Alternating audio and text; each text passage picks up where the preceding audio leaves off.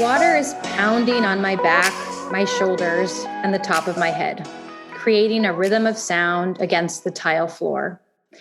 My tears are camouflaged in a steady stream of water leaving the shower head. I sit cross-legged, naked on the floor, with my head in my hands. I feel completely exhausted, defeated, and drained. All I want is to freeze time and sit here forever. But little fists heavily knock on the bathroom door, and George yells, "Mommy, Mommy, get out of the shower. I want to play." My husband presses his head against the bathroom door to tell me he urgently needs to answer a work call, and I need to come out immediately. But I really, really don't want to. I feel like I can barely move. I don't want my son to see me this way. I feel like I can't breathe. I'm at my wit's end, but I feel like I must pour all my feelings down the drain just as I turn the shower head off. I wrap myself up in a towel, take a few big, deep, shallow breaths, and open the door with a smile and a hug for my son. Fast forward to 3 a.m. and my eyes are wide open. My mind is racing, even though it's completely silent in the house. I am in problem-solving mode, scrolling through article after article about how to fix, change, or improve George's recent erratic behavior. He's been out of control, and quite honestly, so have I. I Google things like how to calm an aggressive toddler, how to stop a toddler from hitting, as well as how to survive living with a teenager. And does parenthood get any easier? Then miraculously, I'm able to power down and fall asleep, only to be awakened 30 minutes later by George tugging at my arm to tell me he needs to go to the potty. My eyes are bloodshot, my head is groggy, and I feel crushed. Will I ever get a good night's sleep? Will I ever be able to solve these issues? I feel like I can't take even one more minute of sleep deprivation, frustration, and overwhelm. I feel like I'm drowning, and all I want to do is lock myself in the closet and cry. I know in my heart that there's no one I love more, but I also know deep beneath the mom label, I'm also me, Amanda. Amanda, who had a whole different set of priorities and goals only a few short years ago. I'm also a person with emotional needs and someone who has always needed and thrived on having alone time. When is it going to be Amanda's turn for a timeout? When is Amanda going to feel like she still exists? And this is from chapter 12 called Curing Emotional Hangovers. Thank you. Yeah. Oh, I mean, as you're saying this, I'm like, we've all had our bathroom moments. I feel like there's always epiphanies that happen in the bathroom. We're either in fetal position on the floor, we're naked in the shower in some capacity. It's like magic hides behind that closed door where all reality comes up and out. What made you write this book? I really felt this sense of aloneness, especially in those first, I would say, 6 weeks postpartum. And I just felt like a lot of mothers weren't transparent about what the experience was going to be like. Yeah. And the more I kind of researched online, and granted, this was 5 years ago, so social media wasn't what it is today, there just wasn't a lot out there. People weren't talking about the things the way they are now, or starting to talk about the things that they are now. Mm-hmm. So I felt compelled to write a book that talked about all of those taboo topics related to motherhood to help mothers feel less alone in their journey, and also to empower themselves to reclaim themselves and figure out who they were after they had a child. Because there is this whole phenomenon that no one talks about called matrescence. And are you familiar with matrescence? No. So maybe once you say it, I'll be like, okay, now I know. But yes, I'm curious. So it's actually an anthropological phenomenon that was coined by Dana Raphael in 1973. And what she basically says is that from the moment you get pregnant until you give birth, you go through a complete transformation that is equivalent to the developmental push of adolescence. Wow. So it's social, it's emotional, it's biological, it's spiritual. And you become a completely different person. And it's a real thing that people don't take seriously the way that it should be taken seriously. I think it's ridiculous. It's not even in the Webster's dictionary. No, so, I was like, where did I hear about this? And I was doing research on you before this interview. That's the only time I've ever heard that terminology. Yeah. So it's a whole thing. And I do talk about that in my book.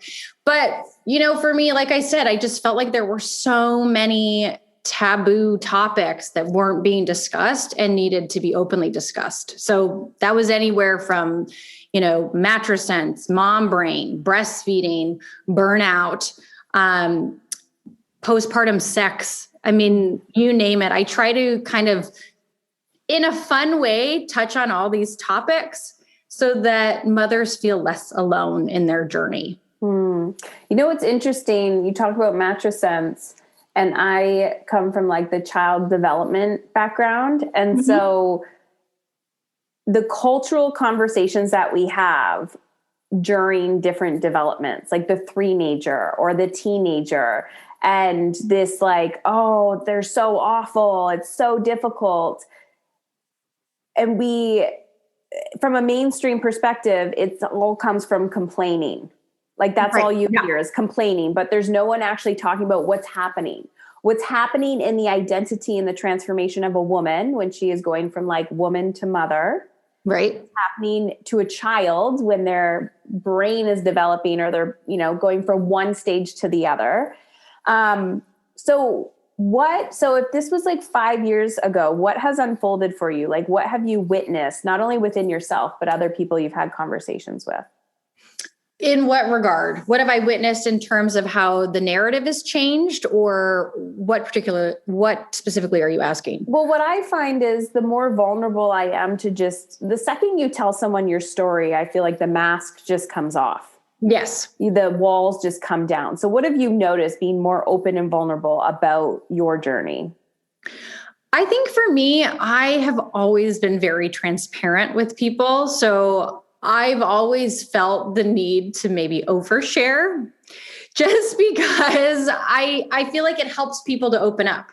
I feel like most of the relationships I've had throughout my entire life, people are always telling me their deep, dark secrets. And I think that's because I'm willing to share mine. I think I have probably done a lot of internal work to the point where I don't feel a lot of shame in terms of why I feel the way I do. I think it also comes from being in the industry that I'm in.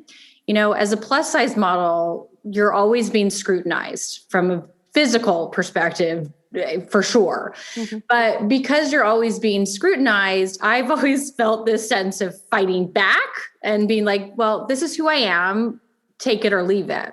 Yeah. And I think because I have taken that approach for so long, I've had a lot of longevity in my career. I mean, the fact that I'm also modeling at 38 is also unusual, but going back to what we were saying, I think being open and transparent about things is a way to create real connection between people. And people need to hear these things. People need to know that what they're experiencing isn't abnormal, because a lot of what they're experiencing is completely normal. Yeah. And, the other thing too, I was going to say about my book is that I did not want to write a parenting book. This is not a parenting book, right? I'm not going to tell you how to parent your child in this book. This book is 100% for mothers because I felt there was this gap and need in the market for a book that just focused on what the mother was going through. Because mothers often get pushed to the side when the baby's born. Everyone focuses on the baby and they forget that there's so many emotional and social things that are going on with the mother that get overlooked. There's something 100%. I agree with that. I mean, you think about it, it's like baby shower. It's always for the baby. Everything's baby. And you kind of immediately you're pushed to the side and you're expected to become this different person. But what I love about you, and I could personally identify, was when you were like, why is it this way? Like the questioner, right? Like I remember going into mothering, and I talk about this, it was in my book where I said something about someone told me that I now need to buy the cheap shampoo. And I was a teenager. I was 18 when I became a parent. I'm like, I know I don't have a lot of financial resources right now, but how are you telling me that like a $10 difference really makes an impact in my mothering? What does that have to do with it? And the expectation was you are now giving all of yourself to this child. And Right. you begin to feel that like slowly leave your identity and your existence. And then you have this like primal instinct to be a good parent, like air quotes good. And Right. so, yeah, you start to question like, what is good? What is Right. good? And so how have you been able to redefine what good mothering is for you while not losing yourself or redefining who you are? I think the thing that a lot of people forget is there are two things. One, I think it is that we have so many expectations for who we want our children to be instead of focusing on who our children want to be. So we put... Say that again. Say that again. We put so much pressure on our children to fit into our mold of what they should be instead of who they want to be or who they will be. And so we internalize that. Like if they're not doing things the way we want them to do things, then for whatever reason, that makes us not a good mother. Mm-hmm. And that's just not true. It's trying to cultivate who they want to be. So it's listening to your child instead of, absorbing all this social pressure that you're getting. It's making sure to be really focused on your individual situation instead of culturally what's going on. So I think that's really important. And then the other thing about being a good mother, the fundamental part of being a good mother is just showing your child how much you love them. Yeah. I think it doesn't mean that you need to be cooking homemade organic meals every night. It doesn't mean that your child has to be a straight A student. It doesn't mean they have to go to Harvard or Yale. Being a good mother is loving your child fiercely and showing them that love. Mm-hmm. And to me, that is just the baseline, most important thing. And if you're doing that every day and you're trying your best, that is definitely being a good mother. Yeah. How has your relationship to work changed since becoming a mother, especially in an industry like My relationship to work has changed substantially because, like I said, my work is being a plus size model. So everything is focused on my body. And people always have this expectation that, your body's going to bounce back. Well, that's a completely unrealistic expectation to have. Mm-hmm. Your body will never be the same body that it was pre-baby, right? Mm-hmm. And so I've definitely seen a lot of fluctuations and changes in my body through breastfeeding and stress eating. And because of that, it's made me, honestly, it helped me to find myself again after having George, because I was able to kind of say, look, I'm not going to be that person. If you as my agent wants to represent me, you need to represent me now, not me who I was, right? And I kind of went through a difficult transition with that when it came to work, because I had been with Wilhelmina, which is a major agency, for 10 years. And I had a hard time getting clients again after I had George. And so they dropped me. And I lost a lot of confidence in myself through that experience. But, 2 years postpartum, I kind of switched my mindset and was like, why am I letting them determine how I feel about myself? This is not how it should be. And I said, you know what? I love my job. I want to keep doing my job. I want to keep traveling. And the right agent, right agency is going to want to represent me. Mhm. So I went back through all my old connections and I ended up signing with One Management. And they're also based in New York. They're also a big agency. And I have had nothing but a positive experience. And, they know my limitations. They know I have a child. They know I only want to work, a certain amount of days a year. And so it's been interesting to have that work-life balance that I never really had to think about or struggle with before. I find it really interesting. Okay, so what is your perspective? I mean, the modeling industry has their own can of worms and people changing industries, but the fact that you become a mother is one thing, right? Typically, Right. people in corporate or something, it's about time management or productivity. When you are the product, and by becoming a mother, the product changes, but not even just physically, on like a how you identify yourself in the world. So I'm wondering, you also have a son, correct? Yes, I do. So how is your like relationship to, I don't know, like what do you wish for your son growing up when he sees other models or something like that?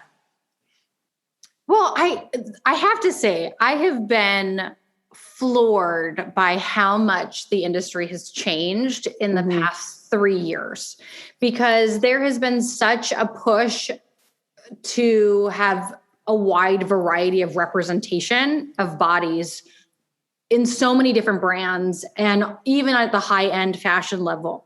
So I worry sometimes that this is trendy, how bodies become trendy. I mean, having done this now for 13 years, I have seen a size 8 be trendy from a plus size model stage to, a size 16. So there has been a lot of fluctuation.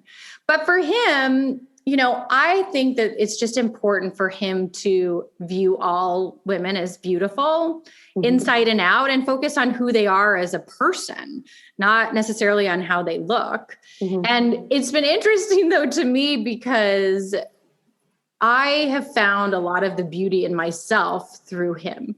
He loves to grab my rolls and my fat. And he's like, "Oh, mommy, I love to snuggle in your, I love that. snuggle in your belly." And it's that soft skin, that like maternal skin that I can say, this is a reflection of the fact that I birthed you. Like, this is actually something that's amazing. I try, I write about this in my book too, but I try to call all my stretch marks and my soft skin and my cellulite, mom gems, kind of like my mom jewelry, because I love that. you get to have it forever, right? Yep. And it's a physical representation of something beautiful that you have done in your life. So, I really think that I am hopefully laying the groundwork for him that every person should be judged only by what they want to present to you. Yeah. I have 3 boys. I'm the only female in the house, and we have 2 dogs, and one's female, and she's very alpha. So I was like, her and I are like, we got this. But it's interesting being surrounded by so many men where I'm like, what do I want to represent to them? Right. And by that, it's nothing that comes out of my mouth. It's how I show up. It's how I treat myself. It's how I act.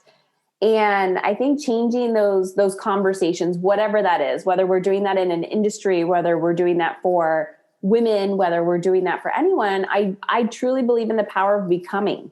Like, you have to become that person. You have to follow through with what you're going to say. We can't just pretend that we're doing something when we're not doing it, because that's the whole essence of being emotionally uncomfortable, is when you are actually confronting your shit. That's where the change happens. When you're pushing through that resistance, when you're pushing through that fear. When you go back to that woman that was in the shower, that version of you, Mm-hmm. like, what do you want to say to her? What did she need to hear that maybe she didn't know in that moment? I feel like in that moment, she probably needed to hear that everything was going to be okay and that there would be a way through. And that by learning to cope with those situations in a real way was important, because I feel like those moments for me are always the catalyst to change. So if you want to get into the whole mental health aspect, that was a turning point where I was like, I'm really suffering here. Mm-hmm. So I need to seek help. Like I can't keep internalizing all of this. I need to not try to, be the strong mom. What I need to do is I need to do the work in order to be a better mom, right? Because then I can be more emotionally available. And I feel like when you get so overwhelmed in certain situations, you become emotionally unavailable even to your children. Yeah. And so I'd really like to tell her, look, all these resources are there and they are going to work. You just have to give it time. Yeah. So, I'm at a point now where I have gotten through a lot of my anxiety and depression, because I definitely had very bad postpartum anxiety. And I couldn't be more thankful that, I did actually get over my fear of wanting to be perceived as someone who needed medication, for example. Mm-hmm. And I feel so much better, right? Like I feel like I can live my life the way my life should be led. Mm-hmm. And I think it's important to take care of yourself and your mental health in that way. Yeah. I think mental health and emotional health is one of those obviously taboo subjects. Yeah. And it can be frustrating because it needs to, in my opinion and experience, is this co-creation, right? So you go seek the professional help that you're supposed to get. And sometimes you're like, okay, this isn't working or something feels off. And I always tell people, like, just keep going, keep going, keep going, keep going. And the work is never done. Like the work is never done. I think we also have this mentality that once we achieve or get to a certain point, then we're good. And then we just need to stop. We need to stop. Right. We don't have to worry about it ever again. But emotional health is something, and mental health, it's with you on a daily basis. Like it's there and you always have to be able to invest in it.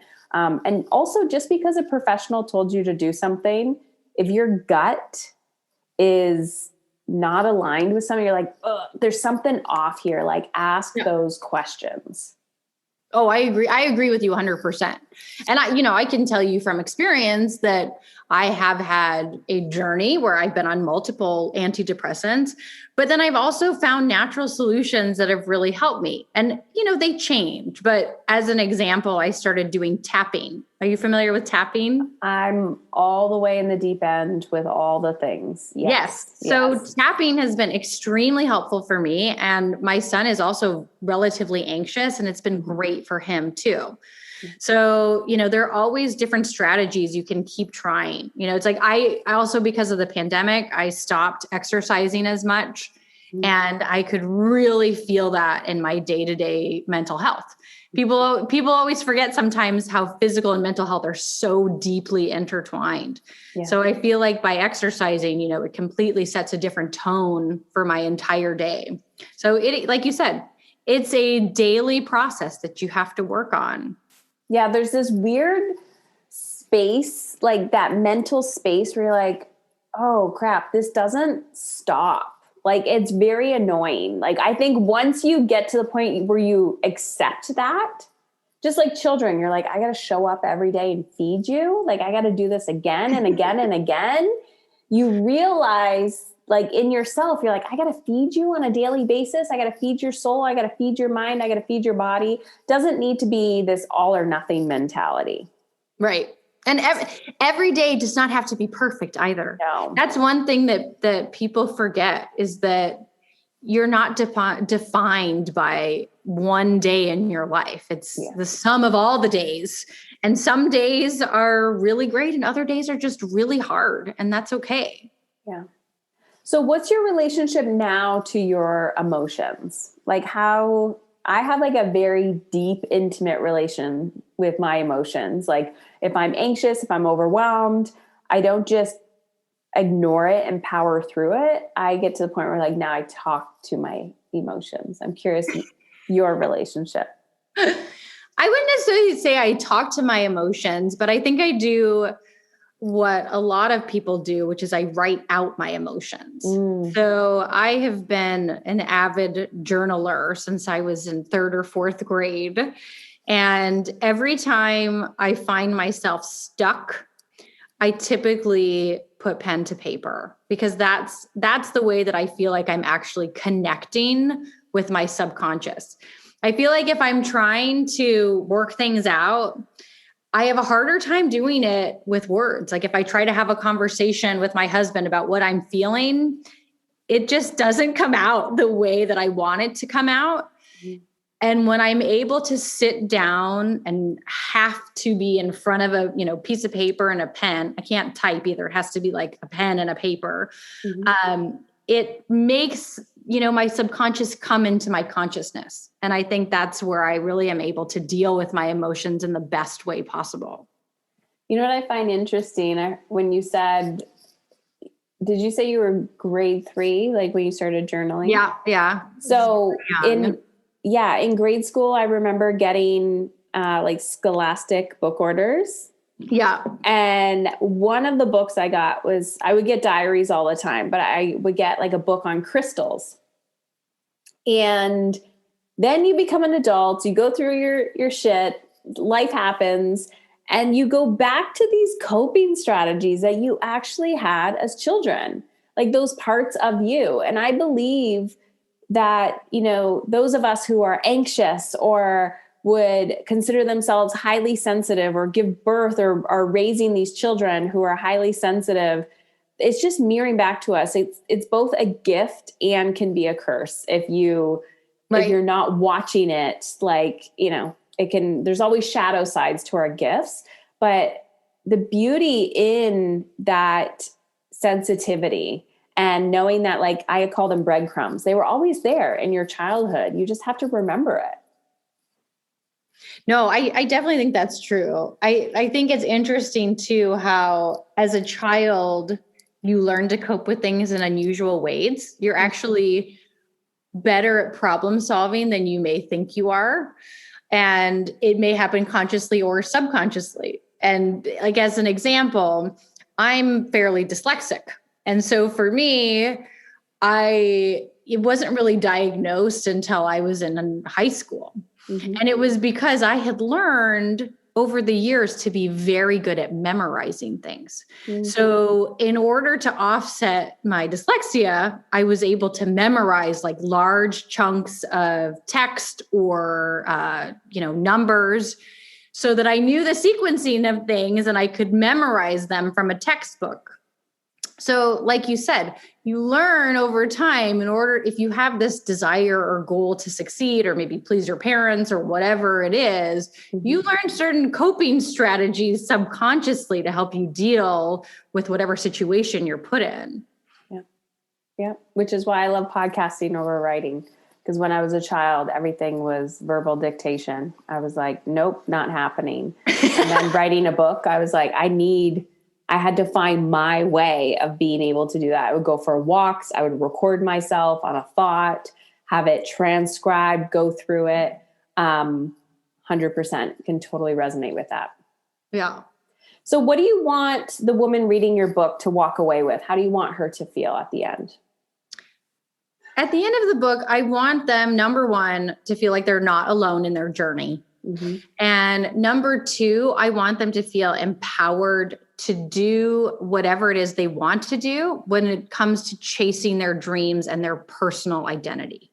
Because I think that you lose so much of yourself when you have a child.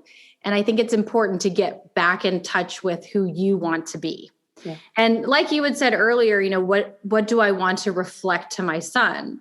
And I kind of came to this point where I said, I love modeling. Why should I quit doing something I love just because this agency dropped me? It doesn't mean that I should stop chasing my dream and stop doing what I love. And I wanted to show him an example of look, that's one person's opinion. You got to move on. If that's what you really want, you have to chase it. You have to go after it, and you have to change your mindset and change how you feel about yourself in order to achieve whatever goal you have. Yeah.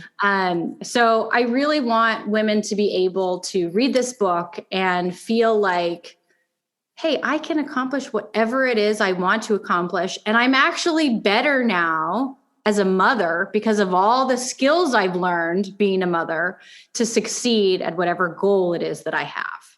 I love that. And yes, there was something that you said, I'm trying to like formulate it in my mind, but there's always two paths, right? Our brain has that negativity bias. And so we can choose to say, I am mother. That is my job now, or that's my identity. Or we can go the other way and say, but there's something else that wants to be fulfilled here. And I truly believe that if you are not fulfilled and there is something else inside of you that is seeking your attention, it is your responsibility to go after it. Because if you do not go after it, everyone else around you who is in your world is being influenced by your lack of fulfillment. Oh, I agree with you 100%. Yeah. So Amanda, what do you have going on? Where can people get your book? What are you up to? So, people can find my book, which is called The New Mom Code, Shatter Expectations and Crush It at Motherhood. Mm-hmm. They can find it on Amazon, Barnes & Noble, and pretty much anywhere where you buy your books. In terms of what I'm up to, I'm just kind of balancing this whole idea of selling, marketing. Oh, selling a book. It's a whole new can of worms. Yeah, it's a completely new foray for me. So, for me, it's honestly all about just spreading my message with my book. So I'm trying on my Instagram page right now to provide a lot of helpful information and tips for moms to deal with all the things that I discuss in my book. And I'm still modeling and working and traveling, which again, I think is actually important because I think women need to see other women who are, number one, curvy, and number two, older, still rocking the modeling industry. Love it. And where can they find you on Instagram? I'm such a huge fan of people listening, going to send you a message on Instagram. So what's your handle? Yes, you can find me at Amanda Tice. So Awesome. It's Tice. Awesome. Thank you, Amanda. Thank you so much. It was lovely being interviewed by you.